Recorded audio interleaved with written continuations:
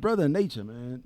Fucking What Brother was Nature. what were they fighting for? What happened? You know what? I don't know. And that's what Chuck, we was talking about this earlier with the police videos. We got all of this footage and a severe lack of context. Because I'm not saying it's right, but he was really upset with Brother Nature about something.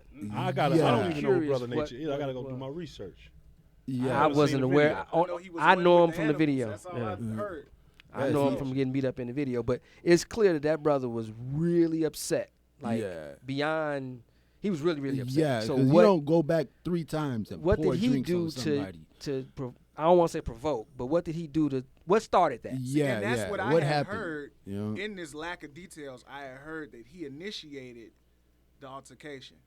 Now, nobody can confirm this. This is just one of the talking heads out in the internet that said it. So I really don't know. But given his reputation for being a peacemaker, and an animal guy, it really don't make no sense that he had these kinds of problems. Like that's like somebody put their feet on him. Somebody put their feet on you. Tongues and feet. Yeah, don't put your tongue on me. Don't I'll put say your feet this. on me. I'm a little bit older than you guys. Typically, when I've seen that type of an ass whooping, it was a female involved. Yeah, that's probably what it was. It was probably his girl walked up. Oh my God, you're Brother Nature. Typically, Can I when get you a see picture? somebody go at somebody like that, it's 2 things: money, or a woman is involved. Pussy and pride. Yeah. One of them 2. Yeah. Okay. So just got the story. And all right. BuzzFeed basically said that Brother Nature sat at the bar. He wasn't supposed to sit at the bar. The manager had just wiped it down, just cleaned it. They told him to sit at the table. He didn't want to sit at the table. He was arguing back and forth with the manager, who eventually told him, "Nigga, you got to bounce because you causing disruption." Somebody pulled out their phone because it's starting to get hyped. And from there, it kind of just goes. Oh, so they kicked Brother Nature out. They was kicking him out. So dude was security? I guess dude really liked the restaurant. That's crazy. Yeah, I don't know about. Okay. They say at this point they could tell Brother Nature was kind of drunk. And being, All right. Okay. We had to get word from somebody. Right. We gonna come back on this story next week. That sounds like a corporate answer. But the biggest story of the week, Art Basel. You know what I'm saying? Art Basel. Another Chicago takeover. For the culture, so to speak.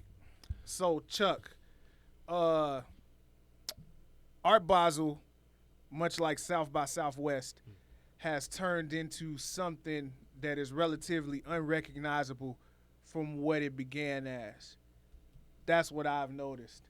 I wanted to ask you and Fillmore, because I'm pretty sure y'all been to South by, right? Yeah. So what I noticed is you seeing it not being about the genre of art that its claim to fame is. It's more of, let me hold my camera up. Let me get here so I can hold up my camera. Do you think? And it's super corporate too. But go ahead.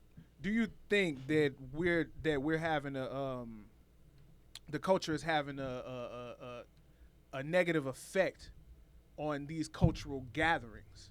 When I say the culture, I mean in I don't want to say hip hop because I don't want to blend the two. I'm talking about this microwave society. You're talking about like the majors coming, because what happened with South by Southwest, it used to be all indie. Yeah. And it's happening with Art Basel. The majors are coming down to fuck up the indie shit because the majors aren't making money. Yeah, everybody's indie, so they gotta get some of that down and get some of that money. You know what I mean? Like we went to South by Southwest. Last time we went, it was Rick Ross and fucking Erykah Badu. Right, yeah. Performing on big stages. Yeah. And that was like 2011. Wasn't the Fugees there at some point? Somebody, but these ain't independent artists. This is an independent event. Yeah. So the majors come down, spend the money, and take over the independent shit. Now it's no longer independent. But you were talking about more from a fan standpoint of holding up the phones. Oh, you're talking about from a fan standpoint. Not so much into what's going on in the moment, but holding up the phone is what you're talking about. Because I'm saying you would think that having such fandom would have a great effect as far as bringing light to the art form. Yeah. But what we're seeing is kind of a converse effect to something that could be so complimentary. Yeah. And I wanted to know what y'all thought that was coming from. It's the right day and age we in, man. This is where it's coming from. Phones. If you didn't have it in your pocket, you wouldn't pull it out your pocket. A lot of people don't even know shit about art. They just hear it, and everybody art connoisseurs. Because I know I've been on a personal journey since we started to learn more about artists, particularly our Chicago art guys. Salute to my brother Zeph Farnby. He went down there and sold all his pieces. Congratulations. That's what's up. Congratulations. That's what's up. They trying to. It's just the world we live in, man. I think we're in a situation right now where people have this phrase where they say my phone has to eat before I can eat. Sheesh. I never heard that one. Oh yeah. Me neither. Whenever the food comes, taking a picture of the food. Right. Oh wow. Before they even touch sex is taking over the world. You know what I'm saying? So we just in a time where this has become our we talked about it. In the future, we'll have microchips and things. Yeah, this is it. That's the chip. That's the chip. And it's attached to us. Mm-hmm. You leave your house without your phone, you're not gonna make it too far because you're gonna feel incomplete. Yeah. Without having it. That's not really a good thing. Yeah. But that's where we are. So as far as people not living in the moment.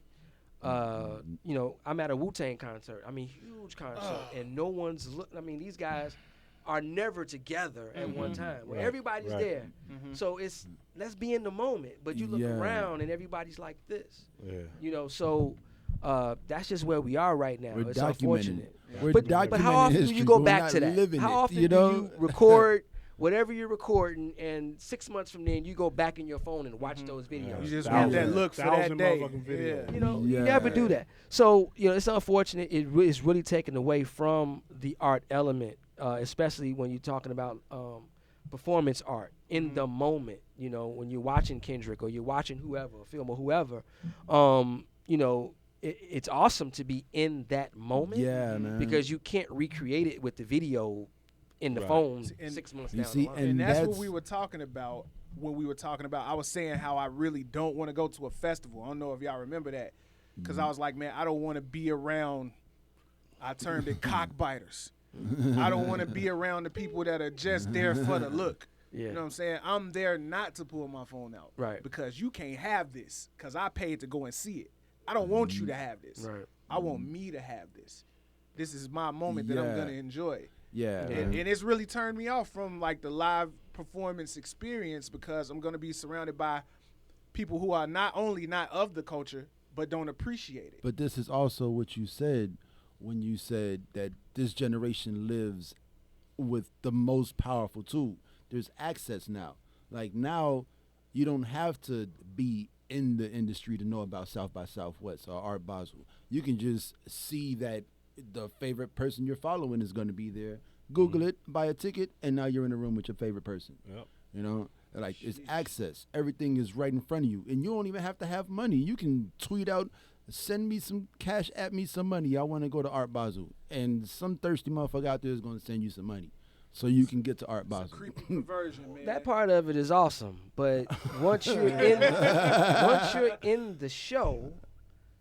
Be in the there. moment. Yeah, be there. Be in that moment.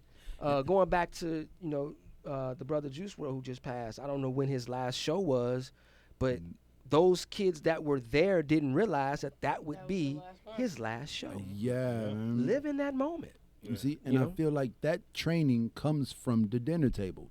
When you sit at a table with people and break bread, you're in the moment. No phones. You're here to eat your food.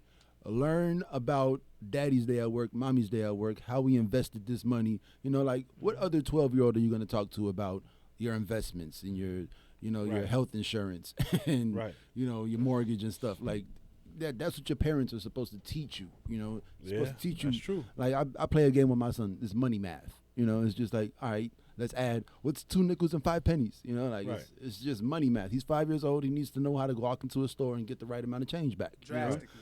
Yeah. All facts. And when he gets to school and they're like, oh, your son is so good at math. Yeah. Because this is money. Like, he's not good at math. He's good at money. Which is the most important. That's more important than algebra. You got to know how to count that money. Like, I know my kid at home, it's the same thing. He's learning decimals. So I'm putting the problems in terms of money. And he like, I'm like, oh, I failed you. Like, how can you not see 0.5 as 50 cents? But the blessing is that you're there to do it. Absolutely. You know, Absolutely. It'd be different if you weren't able or actually physically there to do it, then you would be lost. So, because of us, there may be hope for the future. No question. So the 25-year-olds now that are worried about not knowing how to be 29, you're gonna be 29, and you're not gonna know how to be 32. But you're still gonna be here, and there's still gonna be somebody to guide you to get to the next level. And just be the best 25-year-old you can be. Yeah. Don't worry about what 20. You don't have no control over that, but you can control what you're doing on Sunday, December, blah blah blah blah blah. Yeah, right now.